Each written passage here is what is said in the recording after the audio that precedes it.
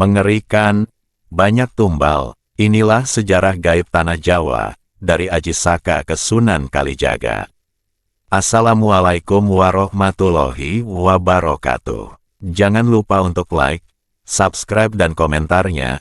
Semoga yang like, subscribe dan komentar diberikan rezeki yang banyak dan masuk surga.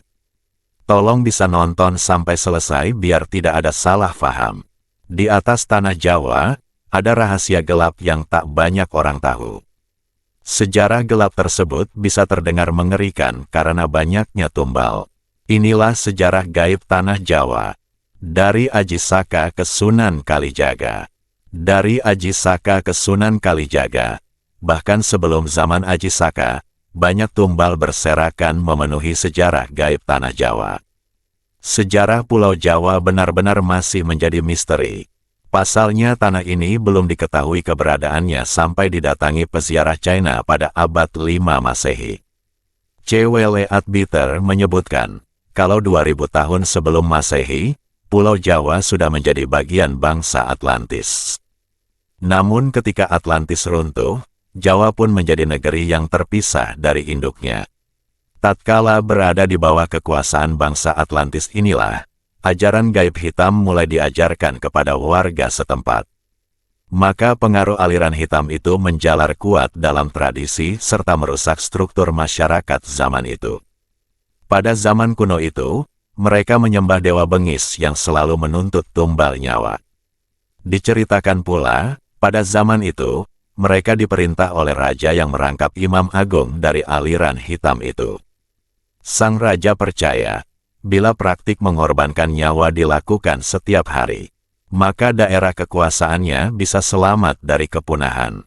Raja itu kemudian membangun pagar gaib demi merawat perlindungan di atas Tanah Jawa. Dengan praktik sihir serta ilmu gaib, maka persembahan kepada dewa yang haus darah tetap berlanjut selama berabad-abad kemudian.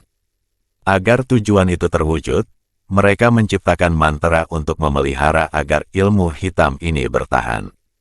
Efek dari hal ini bisa dilihat secara mata batin dalam wujud awan gelap raksasa yang melayang-layang di atas Pulau Jawa.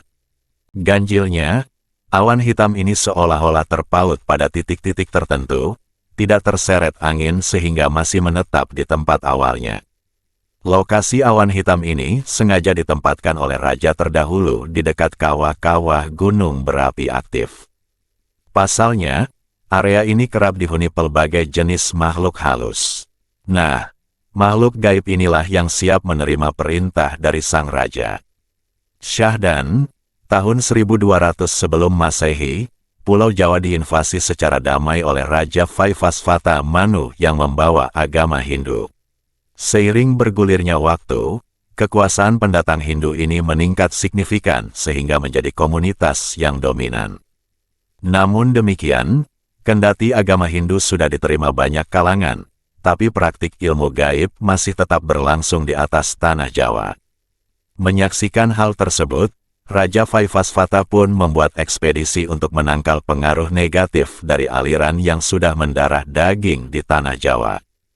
Ekspedisi itu dipimpin ahli spiritual bernama Sakaji atau Aji Saka. Aji Saka lalu menanam benda berenergi tinggi di 7 lokasi Pulau Jawa.